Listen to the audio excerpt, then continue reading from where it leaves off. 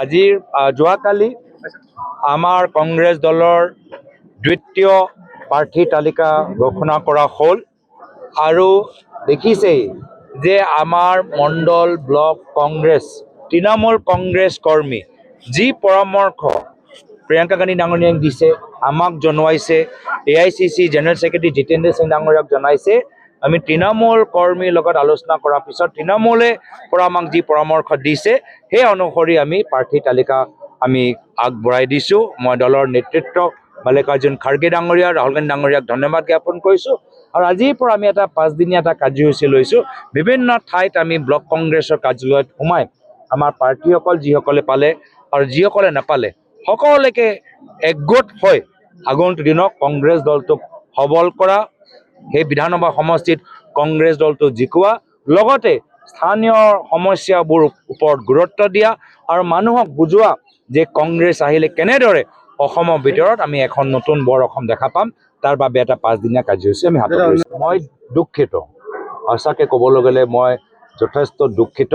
আমি কথা দিছোঁ আমাৰ চৰকাৰ আহিলে আমি 3 মাহৰ ভিতৰত জুবিন ক্ষেত্ৰৰ আমি এনেকুৱা এটা অনুষ্ঠান কৰিম, এনেকুৱা সৃষ্টি কৰিম যাৰ ফলত সকলোৱে গৌৰৱ অনুভৱ কৰিব পাৰে আৰু এনেকুৱা এটা অনুষ্ঠান য'ত সকলোৱে মিলি জুলি অসমৰ ৰাইজৰ পাব্লিক প্ৰজেক্ট এটা হ'ব, এটা ৰাইজৰ অনুষ্ঠান হ'ব, চৰকাৰী অনুষ্ঠান নহয়, ৰাইজৰ অনুষ্ঠান হ'ব। এনেকুৱা এটা সংকল্প লৈ সপোন লৈ আমি জুবিন ক্ষেত্ৰৰ বাবে আমাৰ ফালৰ পৰা যি কৰিবলগীয়া আছে আমি কৰিম। হয়, আমি অত্যন্ত সুখী। এই চেগতে মই আমাৰ কিশোৰ বৰুৱা ডাঙৰীয়াক মই শুভেচ্ছা জ্ঞাপন কৰিছোঁ আৰু নৱগঠিত 34 FC যিটো ডিমৰীয়া আমাৰ সমষ্টি, এই সমষ্টি আমাৰ বহুদিনীয়া দাবী আছিল। যেতিয়াৰ পৰা এইটো সমষ্টি এনাউন্স কৰিছে তেতিয়াৰ পৰা আমি বিচাৰিছিলোঁ যে দলে এজন স্থানীয় ব্যক্তিক প্ৰাৰ্থিত্ব প্ৰদান কৰক। যিহেতু দিছপুৰৰ লগত আছিলোঁ আমি আগতে, সদায় এজন বাহিৰা মানুহে আমি গুৱাহাটীলৈ যাই পিনে যাব লাগে, বিভিন্ন ধৰণৰ অসুবিধা থাকে, স্থানীয় সমস্যাবিলাক তেওঁলোকৰ আগত উপস্থাপন কৰিবলৈ আমাৰ যথেষ্ট কমিউনিকেশ্যনৰ প্ৰব্লেম থাকে। কিন্তু এতিয়া ঘৰৰ পদূলিতে গোটেই ডিমৰাবাসী ৰাইজে এজন আমাৰ MLA পাব, সেইটো আমাৰ কাৰণে অত্যন্ত সৌভাগ্যৰ কথা। আৰু আমি বিচাৰিছোঁ সেই দাবীটো যে আমাৰ AICC যে আজি মানি পিনে আমাৰ স্থানীয় ব্যক্তিক আজি প্ৰাৰ্থিত্ব দিছে, সেইটো কাৰণে আমি গৌৰৱ গগৈ ডাঙৰীয়াৰ লগতে আমি গোটেইখিনি আমাৰ AICC বিষয়ববীয়াসকলক আমি ধন্যবাদ জ্ঞাপন কৰিছোঁ এইখিনি চেগতে যে তেওঁলোকে আমাৰ ইমোশ্যনটো বুজি পাইছে, আমাৰ যিখিনি আমি বিচাৰিছোঁ সেইখিনি আমাৰ অনুভৱ কৰিব পাৰিছে। এজন লোকেল ব্যক্তিক প্ৰাৰ্থিত্ব দিছে, এইটো চবচে ডাঙৰ কথা।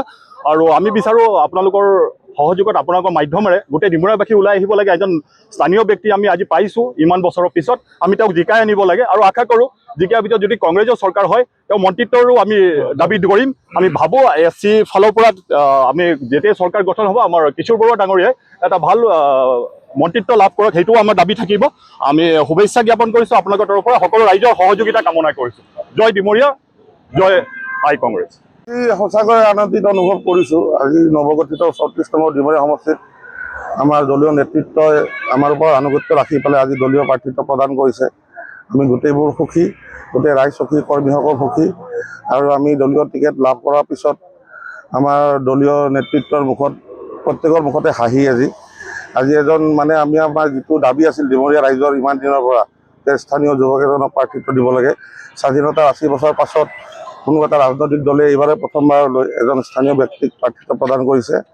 আৰু অনাগত দিনত নিশ্চয় আমি ডিমৰীয়াবাসী ৰাইজক লগত লৈ পেলাই আমি সমষ্টিটো জিকিব পাৰিম। এই ক্ষেত্ৰত ৰাইজৰ পৰা পূৰ্ণ সহযোগিতা আমি আশা কৰিছোঁ আপোনালোকৰ মাধ্যমেৰে।